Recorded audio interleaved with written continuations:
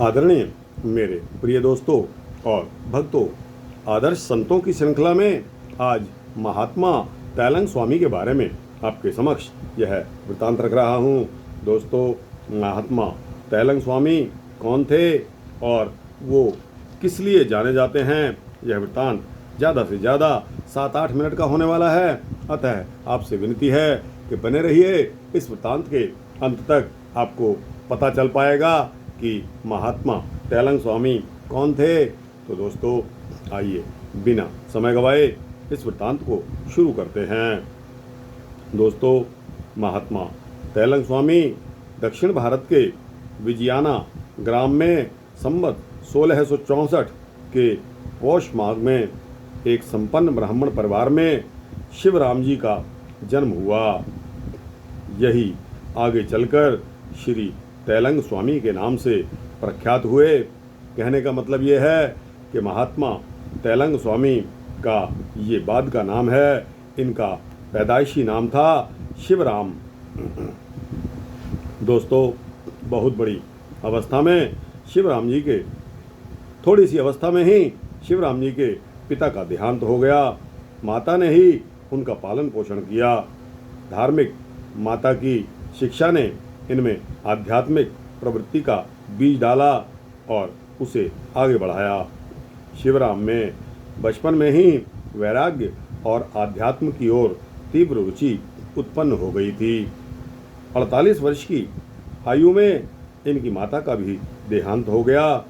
माता की अंतिम क्रिया कर्म करके शिवराम जी फिर अपने घर नहीं गए। जहाँ माता जी की देह का अग्नि संस्कार हुआ था, वहीं आसन लगाकर बैठ गए। पीछे उसी स्थान पर उनकी कुटी बन गई। उस स्थान पर श्री शिवराम जी ने 20 वर्ष तक कठोर साधना की। इसके पश्चात किसी महापुरुष की खोज में वहाँ से बाहर निकल गए। पुष्कर क्षेत्र में पहुंचकर भागीरथ स्वामी से अपनी दीक्षा उन्होंने ली। तभी से उनका नाम तैलंग स्वामी पड़ गया। यानी कि शिवराम जी का नाम दीक्षा लेने के पश्चात तैलंग स्वामी पड़ा। दीक्षा लेने के 2 वर्ष के बाद भागीरथ स्वामी का उनके गुरु जी का परलोकवास हो गया। अब तैलंग स्वामी ने तीर्थ यात्रा प्रारंभ की। दक्षिण में रामेश्वरम और उत्तर में मानसरोवर, पूर्व में नेपाल, आसाम और पश्चिम में द्वारिका।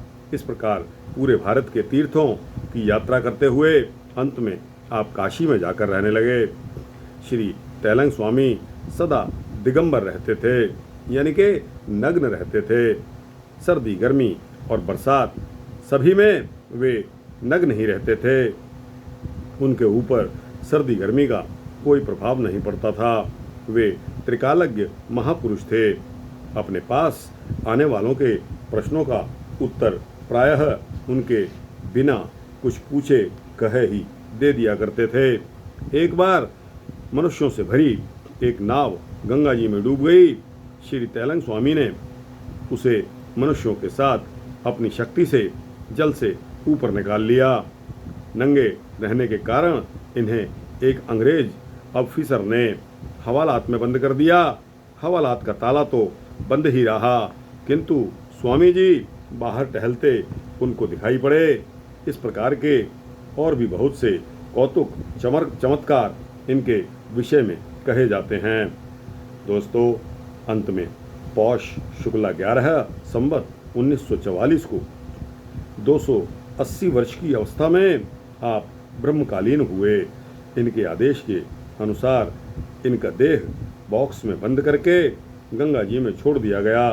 काशी में दूर दूर से लोग तैलंग स्वामी का दर्शन करने के लिए आते थे। सहस्त्रों लोगों ने इनके उपदेशों से लाभ उठाया। दोस्तों, एक बहुत बड़ा रिकॉर्ड है कि इनकी आयु 280 वर्ष की थी।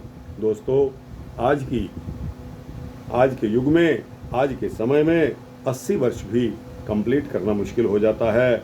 इनकी आयु 280 वर्ष रही। यह एक बहुत बड़ी बात है। तो दोस्तों, यह आपने शिवराम जी उर्फ तैलंग स्वामी, महात्मा तैलंग स्वामी उर्फ शिवराम जी का वृतांत सुना। आपको कैसा लगा?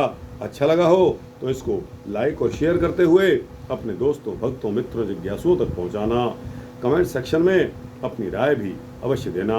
इस चैनल को सब्सक्राइब कर देंगे तो आपको इसी तरह के सूक्ष्म भक्ति वृत्तांत मिलते रहेंगे। जय श्री सीता रामचंद्र भगवान की जय। हर हर महादेव।